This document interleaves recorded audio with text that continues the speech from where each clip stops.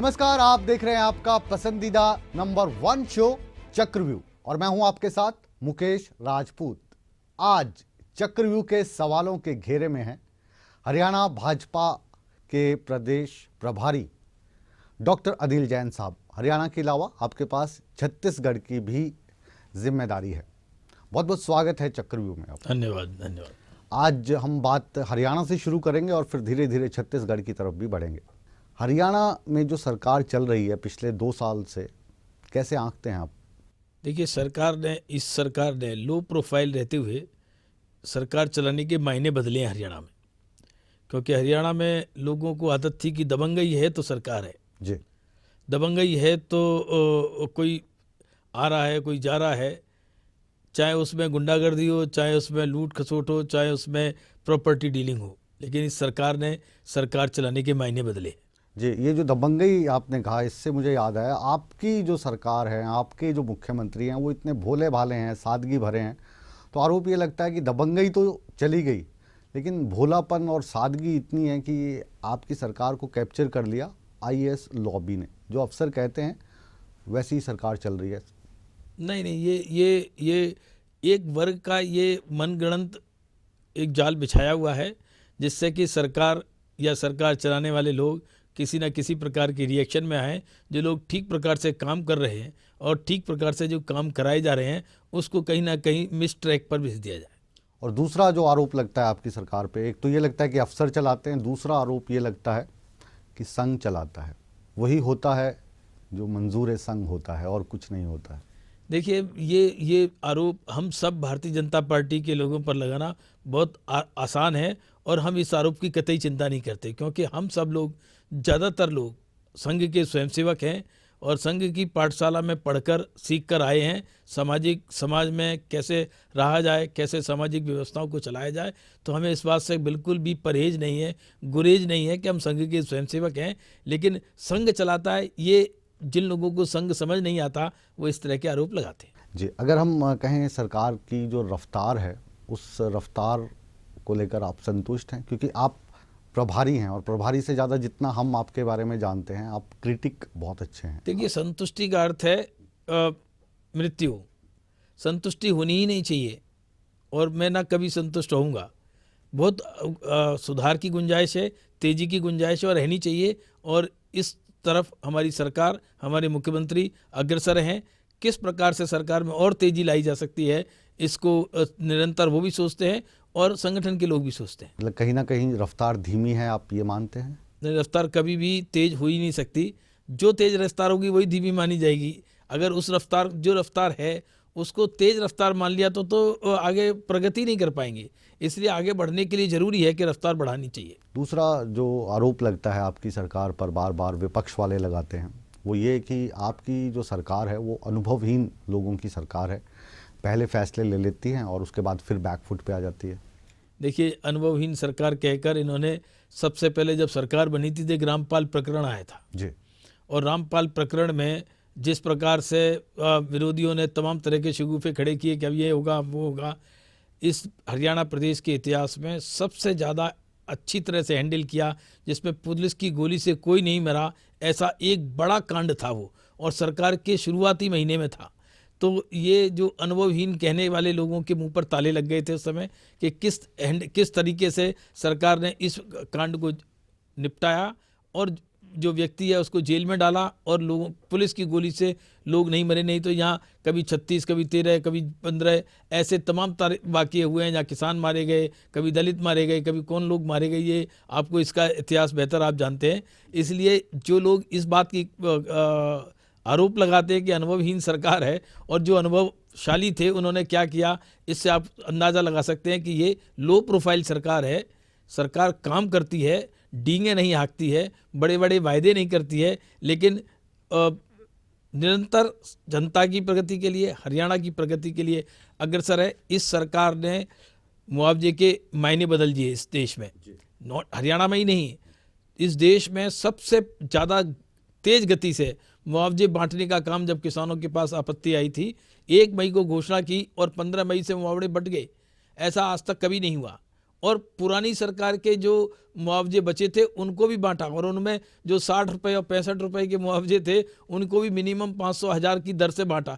इस प्रकार इस सरकार ने जो पुराने लोगों के पाप हैं उनको भी साफ किया है और अपने लिए रास्ता प्रशस्त किया है। थोड़ा सा और मैं इसी सवाल को आगे बढ़ाता हूँ। रामपाल प्रकरण की बात की, रामपाल प्रकरण में हुआ क्या था, जो अनुभवहीनता का अगर उसमें एग्जाम्पल जोड़ें हम, तो रामपाल प्रकरण में जब तक कोर्ट से सख्त आदेश नहीं आए तब तक आपने गिरफ्तारी के लिए वहाँ पे कोई कार्रवाई नहीं की आपकी सरकार ने। आप क्योंकि प्रभारी हैं इसलिए मैं आपकी सरकार कह रहा हूँ।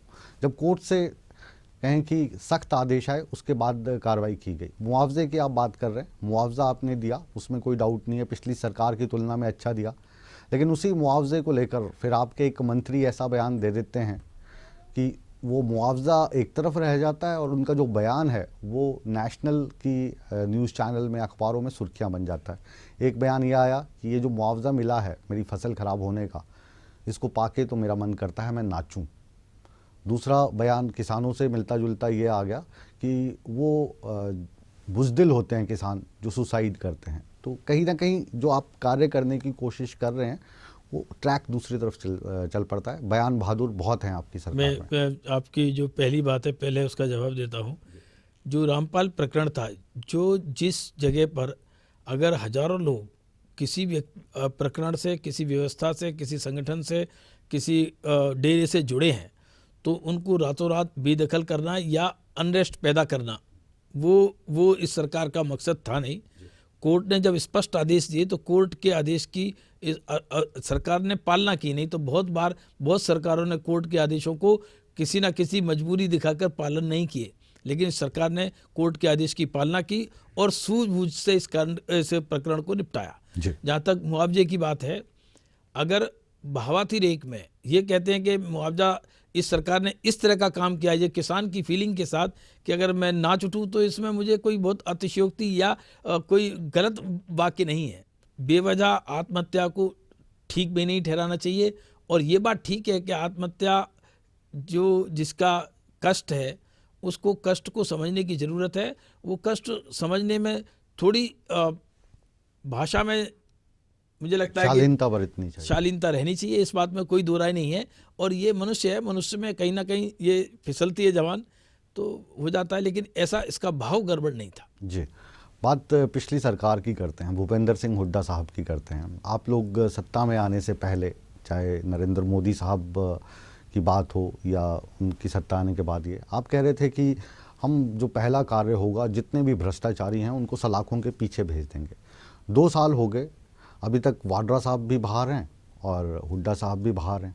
देखिए, अगर हम कार्रवाई करते हैं तो कहते हैं बदले की भावना से काम कर रहे हैं, और हम जांच पड़ताल करके ठीक प्रकार से मुकम्मल काम करते हैं तो लेट लतीफ़ी कर रहे हैं। ये तो आपके पास हर चीज़ का सवाल है, लेकिन सरकार निश्चित रूप से सब प्रकार की जांचों को कर जो दोषी होंगे उनको बख्शा नहीं जाएगा। और जांच में समय लगता है, इससे हम और आप कोई इसको झुठला नहीं सकते। अभी हुड्डा साहब पे हाल ही में मामला दर्ज हुआ, ईडी ने एफआईआर कर दी, तो आरोप ये लगा कि भाजपा से सीबीआई मैनेज नहीं हुई, लेकिन ईडी को मैनेज कर लेंगे क्योंकि अरुण जेटली साहब हैं। देखिए, मैनेज करने की किसी की आवश्यकता नहीं है। मैं आपको बता दूं, एजेएल मामला जो है इसमें निश्चित रूप से सब नियम कानून को धज्जियां उड़ाई गई हैं, अधिकारियों की सुनी नहीं, और इसमें हुड्डा साहब निश्चित रूप से फंसने वाले हैं, ये आप मान के चलिए। क्योंकि ये मामला और साधारण मामला नहीं है, इनके आकाओं पर और इनके बॉसेस पर भी ये मामला जाने वाला है, इससे ये बचने वाली नहीं है। अभी सवाल बाकी हैं। चक्रव्यूह का पहला दौर हम यहीं पर इसको विराम देते हैं, और दूसरे दौर में बहुत सारे सवाल ऐसे हैं जो आप अनिल जैन साहब से पूछना चाहते हैं। बहुत सारी शिकायतें ऐसी होंगी मौजूदा सरकार के प्रति जिनके सवालात आपके जहन में, तो हर एक सवाल को उठाया जाएगा। आप कहीं मत जाइए, रिमोट को हाथ मत लगाइए, क्योंकि यह है आपका फेवरेट नंबर 1 शो चक्रव्यूह। मिलते हैं एक छोटे से विराम के बाद।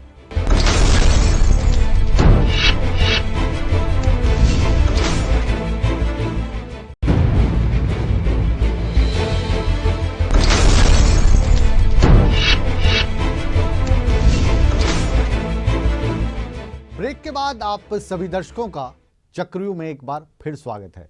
आज चक्रव्यूह के सवालों के घेरे में हैं अनिल जैन साहब, आपका भी एक बार फिर से स्वागत है। Thank you. आपकी जो सरकार आई, ज़ीरो करप्शन का नारा आपने दिया था कि करप्शन ज़ीरो होगी, लेकिन जो सूचनाएं हमारे पास आती हैं उसमें यह है कि करप्शन तो बदस्तूर जारी है, लेकिन रेट बढ़ गया है अधिकारियों का। पहले जो काम 500 रुपये दे के होता था, आजकल उसके 1000 देने पड़ते हैं, क्योंकि आप नज़र बहुत रखते हैं, तो वो कहते हैं रिस्क बढ़ गया जी, तो थोड़ा ज़्यादा लगेगा पैसा। देखो, आपने अपने सवाल में कुछ तो जवाब दे दिया। रिस्क बढ़ गया, लोगों को लग रहा है कि यहाँ करप्शन करेंगे तो रिस्क है। तो एक तो ये सूचक है कि करप्शन कम हुआ है और करप्शन पर लगाम लगी है। लोगों में डर है कि करप्शन करेंगे तो पकड़े जाएंगे, नौकरी जा सकती है, एक बात। लेकिन वो करप्शन के डर से काम ही नहीं कर रहे हैं ना, 500 की जगह 1000 दे के करवाना पड़ रहा है। दूसरी बात करप्शन की, अगर ऊपर से करप्शन कम हो रहा है, मंत्री के लेवल से, मुख्यमंत्री के लेवल से और सेक्रेटरीज के लेवल पर करप्शन नहीं है, नीचे के करप्शन को हम और आप सब मिलकर ही खत्म कर पाएंगे। केवल सरकारें करप्शन नहीं खत्म कर सकती, थोड़ी सी समाज की मानसिकता भी इसमें जिम्मेदार रहती है। हम सब लोगों को इसके लिए प्रयास करना पड़ेगा, लेकिन ये तय है कि ऊपर से करप्शन नहीं होने दिया जाएगा। सरकारी बड़े अधिकारियों के लेवल पर या सरकार के मंत्रियों के और विधायकों के लेवल पर, और बाकी जो थोड़ा मोड़ा करप्शन नीचे बाकी है वो समय रहते जाएगा, लोग समझेंगे। क्योंकि एकदम ये बिजली का बटन नहीं है कि स्विच ऑन और ऑफ किया जा सके। ये इसमें मानसिकता बनानी पड़ेगी, व्यवहार बनाना पड़ेगा और ऐसी व्यवस्था बनानी पड़ेगी जिससे करप्शन कम हो, ख़त्म हो। जी, बात क्योंकि अनिल जैन साहब से हो रही है, डॉक्टर साहब से हो रही है, तो हमारा ये मानना है कि हम जो भी बात कर रहे हैं या सरकार की नेगेटिव चीज़ों को बता रहे हैं, तो बात सीधे पहुंच रही है अमित शाह तक, बात सीधे पहुंच रही है नरेंद्र मोदी तक। आपकी जो सरकार है हरियाणा की, इस सरकार पर आरोप ये है कि ये सरकार कोऑर्डिनेशन पे नहीं चलती है, राम भरोसे चल रही है। मुख्यमंत्री का मंत्रियों के साथ कोऑर्डिनेशन नहीं है, मंत्रियों का एमएलए के साथ नहीं है, एमएलएज की अफसर नहीं सुनते हैं। नहीं, ये सब मनगढ़ंत बातें हैं। मैं इसलिए कह रहा हूँ ये बात, क्योंकि इस कोऑर्डिनेशन की जो बात कर रहे हैं, मंत्री और मुख्यमंत्री के कोऑर्डिनेशन में कहीं कोई कमी नहीं है। ये कोऑर्डिनेशन की कमी देखने को आई जाट आरक्षण का जो आंदोलन चल रहा था, और जिस तरीके से वहाँ पे बिखराव देखने को मिला डॉक्टर साहब, कि जो जाट नेता हैं वो एक साइड हो गए, नॉन जाट एक साइड हो गए, कुछ ने दिल्ली में डेरा डाल दिया, कुछ ने यहाँ पर डेरा डाल दिया। दो सरकारें यहाँ पे पैरेलल चलती हुई दिखाई दी। नहीं, मैं इत्तेफाक से जाट आंदोलन को दिल्ली में हैंडल किया आपने, डिफ्यूज कराने के से दिल्ली में आपने हैंडल शुरू करने तक। वो शायद जो डिफ्यूज डॉक्टर अनिल जैन ने करवाया ना, अनिल जैन ने नहीं, मेरी बात तो उसकी जिम्मेदारी जो थी वो मनोहर लाल खट्टर साहब की थी। जो काम आप दिल्ली के हरियाणा निवास में बैठ के कर रहे थे, वो यहाँ के सीएम हाउस में होना चाहिए था। जिम्मेदारी सबकी मिली जुली जिम्मेदारी होती है। मेरी जो व्यवस्था है, जो मेरी जिम्मेदारी है इस सरकार और संगठन के लिए, वो मैंने निभाया। जो मुख्यमंत्री की जिम्मेदारी है मुख्यमंत्री ने निभाई, मंत्रियों की जिम्मेदारी मंत्रियों ने निभाई। और जाट और नॉन जाट, ये पब्लिक परसेप्शन था। जाट और नॉन जाट में कोई ऊपर के लेवल पर कोई डिवीज़न मंत्रियों में या पार्टी में नहीं था। जो सामाजिक परिस्थिति थी, उस सामाजिक परिस्थिति को हम और आप सबने देखा है। समाज में जाति एक रियलिटी है, इसको आप झुटकार भी नहीं सकते और हटा भी नहीं सकते। लेकिन उस जाति के साथ में सामंजस्य बिठाकर समस्या का निदान, जो मुख्यमंत्री ने कहा जी, और जो मुख्यमंत्री ने जाट नेताओं को कहा, वही बात मैंने कही। मैंने कोई अलग से बात नहीं कही थी। उन लोगों को, उनको लगता है कि जाट नेताओं को दिल्ली में जाकर बात सुनी जा सकती है, उनकी मानसिकता इस तरह की थी।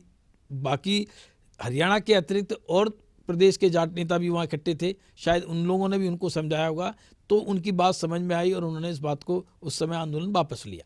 आपको नहीं लगता कि जाट जो आंदोलन चल रहा था, इसमें भारतीय जनता पार्टी ने जाट समुदाय को एक लॉलीपॉप दे दिया? क्योंकि जिस तरीके से आरक्षण दिया गया है वो तरीका तो कमोवेश वैसा ही था जैसा कांग्रेस था, वो भी सुप्रीम कोर्ट में गिर गया, इस पे भी रोक लग गई। तो एक जिस तरीके से सर्वे होना चाहिए था या जो उसका आधार बनाना चाहिए था, वो आधार आपकी सरकार ने भी नहीं बनाया। देखिए, हमारी सरकार ने बैकवर्ड कमीशन एक्ट के तहत लागू कर दिया था, और बैकवर्ड कमीशन से ये फॉरवर्ड होकर ये जाट आरक्षण का मामला क्या था। जो जहाँ तक सर्वे का मामला है, सर्वे की बात है, सर्वे इतने कम समय में हो नहीं सकता। और आंदोलनकारी और जो जाट नेताओं ने जिस प्रकार की जल्दीबाजी दिखाई, उस हिसाब से उनको लगा कि सरकार की मानसिकता नहीं है ऐसी। सरकार ने जो वायदा किया वो पूरा किया और सरकार की ने इस बात को आगे भी ठीक प्रकार से लड़ने का कोर्ट में ये फैसला भी किया हुआ है। सरकार इसको लड़ भी रही है, लेकिन सुप्रीम कोर्ट एक हकीकत है, सुप्रीम कोर्ट के ऊपर सरकार नहीं जा सकती। एक सवाल हम आपसे ये पूछना चाहते हैं, पिछले जो मुख्यमंत्री थे हमारे भूपेंद्र सिंह हुड्डा साहब, उन पे एक आरोप सबसे बड़ा लगता था। एक आरोप तो ये है कि वो गांधी परिवार के बहुत कमज़ोर थे, वाड्रा साहब को फ़ायदा पहुंचा दिया, नेशनल हेराल्ड को फ़ायदा पहुंचा दिया। दूसरा बड़ा आरोप ये था कि उनको सिर्फ 2 ही ज़िले नज़र आते थे, एक रोहतक, दूसरा सोनीपत। और कमोवेश जो आपके मुख्यमंत्री जी हैं, इनको भी ज़्यादा ज़िले दिखाई नहीं दे रहे हैं, इनको भी दिख रहा है करनाल और जीटी रोड वाले ज़िले। इसके अलावा जो लिस्ट हमारे पास है, जैसे कैथल है, जींद है, जुलाना, फतेहाबाद, पेहुआ, यहाँ पे क्या मुख्यमंत्री नहीं है? हरियाणा प्रदेश के कमोबेश सभी जिलों में थोड़ा 19-20 तो हो सकता है, और स्वाभाविक रूप से जिसकी कॉन्स्टिट्यूंसी है, हर आदमी अपनी कॉन्स्टिट्यूंसी को नर्चर करता है। मुख्यमंत्री की अपनी कॉन्स्टिट्यूंसी तो उसको नर्चर करेंगे, ये ठीक बात है। हमारे एमएलएज, भारतीय जनता पार्टी के एमएलएज, जिस इलाके की आप बात कर रहे हैं उसमें सभी एमएलएज भारतीय जनता पार्टी के हैं जी। तो जो शासन करने वाली पार्टी है उसके एमएलए हैं, तो वहाँ विकास जल्दी दिखेगा, क्योंकि गाने बजाने वाले लोग भी हमारे कार्यकर्ता और एमएलए रहेंगे। दूसरी बात क्या है कि जहाँ भारतीय जनता पार्टी के एमएलए हैं वहाँ मुख्यमंत्री के दौरे और मुख्यमंत्री की घोषणाएं, क्योंकि उनकी रैलियाँ हुई हैं टाइम से, इसलिए जल्दी हुई हैं। बाकी जहाँ हमारे लोग नहीं जीते हैं वहाँ भी रैलियाँ हो रही हैं और कार्यक्रम हो रहे हैं, और उनके भी कार्यक्रम घोषित हुए हैं, क्योंकि उनके क्रियान्वयन में, क्योंकि उनका नेचुरली जब चना जब खाते हैं तो जो सबसे खिला हुआ अच्छा चना होता है उसको पहले खाते हैं, थोड़ा चना बाद में खाते हैं। तो इस दृष्टि से, लेकिन जो बजट एलोकेशन है वो सब जिलों का करीब करीब, बहुत बड़ा डिफरेंस नहीं है, 19-20 का डिफरेंस हो सकता है, ये मैं मानता हूँ। जी। दूसरा एक ये कि बहुत सारे वायदे किए थे आपने, वायदों की झड़ी लगा दी थी। बेरोज़गारी भत्ता देंगे, आज तक नहीं मिला। बुढ़ापा पेंशन 2000 देंगे, 1200 रुपये अभय चौटाला के कहने पे आपकी सरकार ने कर दी। ना ना ना ना, ये जी जी। हाँ। मैं जो हमने चुनावी वायदे किए और जो हमने मैनिफेस्टो में बातें रखी वो 5 साल के लिए रखी, और मैं ये आपसे आज आपके सामने, और जनता भी इसको देख रही है, कि हमारे ज़्यादातर वायदे 5 साल पूरे होने तक पूरे होंगे। जो वायदा ये 2000 की पेंशन का है वो 5 साल तक 2000 पेंशन हो जाएगी। हो जाएगा पूरा। बेरोजगारी भत्ता कब से बेरोजगारी भत्ता, बेरोजगारी भत्ते में एक लीगल फ्लॉ है, इसके कारण से शायद इसमें समस्या आ सकती है। देर रहते तक कितना होगा, कैसे होगा, किस प्रकार से होगा, क्योंकि इसको लीगल सैंक्टिटी नहीं है, तो इसमें थोड़ी समस्या आ सकती है, लेकिन हम इसका भी रास्ता निकालने की कोशिश कर रहे हैं। बाकी आप अगर 100 वायदे किए हैं तो 99-95 जरूर पूरे होंगे, इसकी मैं आपसे गारंटी करता हूँ। चलिए, वो जो होंगे वो हम भविष्य पे छोड़ देते हैं। 2 साल में आप 5 चीज़ें बता दीजिए जो जो पूरी हुई हों वायदे, मैनिफेस्टो के आधार पे, या मतलब जिन पे काम शुरू हो गया हो। देखिए, जो आपने सबसे पहली बात कही, जो पेंशन्स की बात कही थी, इन पे काम शुरू हुआ। हमने हर साल 200 रुपये बढ़ाने की बात रखी है, 1200 से 1400, 1400 से 1600, 1800, फिर 2000 होंगे, इसलिए इस पर काम शुरू हो गया है। जो इस जीरो टॉलरेंस टू करप्शन, ज़्यादातर चीज़ें इस सरकार ने ऑनलाइन की हैं, ज़्यादातर चीज़ें ऑनलाइन, पेंशन्स ऑनलाइन हो रही हैं। जो फर्जी राशन कार्ड बने थे, फर्जी राशन कार्ड खत्म हो रहे हैं, क्योंकि ऑनलाइन हो रहे हैं। ई रजिस्ट्री हो रही है, ऑनलाइन चीज़ें लाने से इसमें ट्रांसपेरेंसी, जो हमारा सबसे बड़ा वायदा था कि हम ट्रांसपेरेंट सरकार देंगे, इसमें ट्रांसपेरेंसी बहुत हद तक आई है और आती जा रही है। सरकार ने सीएम विंडो शुरू करी, सीएम विंडो के तहत जितने मामले आए हैं उसमें 1/3 मामलों का निस्तारण हो गया है, और जो बाकी जो मामलों पर काम चल रहा है, बहुत सारे मामले ऐसे होते हैं इनके सवाल के लिए सवाल होते हैं, लेकिन सीएम विंडो पर मुख्यमंत्री का निश्चित रेगुलर ध्यान है, और इससे पब्लिक ग्रीवेंस सीधे मुख्यमंत्री के पास पहुंचती है, उसका निस्तारण होता है। जहाँ तक योजनाओं की बात है, व्यवस्थाओं की बात है, हमने ई रजिस्ट्रेशन के साथ साथ जो फसल के मामले थे, किसानी के मामले थे, जिनमें मुआवजे की बहुत बड़ी समस्या थी, मुआवजा देकर सरकार ने किसान को संतुष्ट किया है। शहरी स्तरों और स्थानीय निकाय के चुनावों में एक शिक्षित पंचायत देने का काम किया है, जिसकी इस देश में ही नहीं दुनिया भर में इसकी प्रशंसा हुई है कि हरियाणा सरकार ने एक काबिल तारीफ काम किया है कि अपने पंच को शिक्षित पंच किया है, जिससे उसके यहाँ दस्तखत गलत चीज़ों पर ना कराई जा सकें, ठीक प्रकार का वो व्यवस्था रख सके। इस प्रकार हरियाणा सरकार ने हर क्षेत्र में काम किए हैं। खेल की नीति यहाँ बनाई है। खेल की नीति, खेल का पुरस्कार राशि, जवानों की जो शहीद हो जाते हैं उनकी राशि बढ़ाने का काम भी सरकार ने किया है। तो वेलफेयर के काम हो, डेवलपमेंट के काम हो, लोगों की सिक्योरिटी, सोशल सिक्योरिटी के काम हो, ट्रांसपेरेंसी के काम हो और ऑनलाइन करने वाले काम हो, इन सब कामों पर इतने कम समय में इस सरकार ने पहल की है और आगे बढ़ाया। जो सबसे ज़्यादा पहल सरकार की दिखाई दी वो दी तबादलों में। तबादले वाली सरकार नाम देते हैं लोग इसे। तबादले हर सरकार में होते हैं, कोई सरकार ऐसी रही नहीं है तबादले ना हो। कम से कम ये सरकार कुछ ना कुछ तबादला नीति तो बनाने जा रही है, नहीं तो लोग विम्स पे तबादले हुए हैं। तबादले हर सरकार में होते हैं और बगैर तबादले की सरकारें नहीं चलती, ये हार्ड फैक्ट है। हम और आप भी नहीं चलने देंगे, इसलिए तबादले जरूरी है। आने वाले समय में सुना है तबादले जो हैं वो कंप्यूटर से हुआ करेंगे, कुछ ऐसी नीति लाने की योजना है। सरकार कोई नीति ला रही है, अब सरकार जो नीति लाएगी उसके बारे में तब चर्चा करेंगे, अभी नीति बनाने दीजिए उनको। अभी हाल ही में मंत्रिमंडल विस्तार हुआ या यूं कहें कि हम बदलाव हुआ, इसकी ज़रूरत क्यों आन पड़ी? ये मुख्यमंत्री का विशेषाधिकार है। मुख्यमंत्री को लगता है कि थोड़ा परिवर्तन करके गति और बढ़ाई जा सकती है और सबको सबका साथ, सबका विकास के लिए आगे बढ़ने की ज़रूरत है, तो लोगों को बदला भी जा सकता है।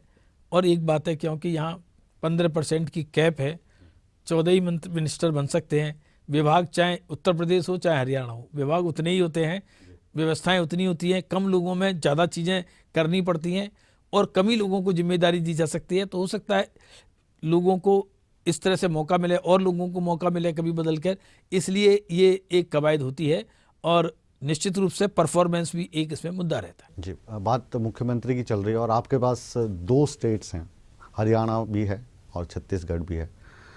क्या फ़र्क है इन दोनों स्टेट्स में? अगर हम हरियाणा नया, हमारे पास नया आया हुआ स्टेट है।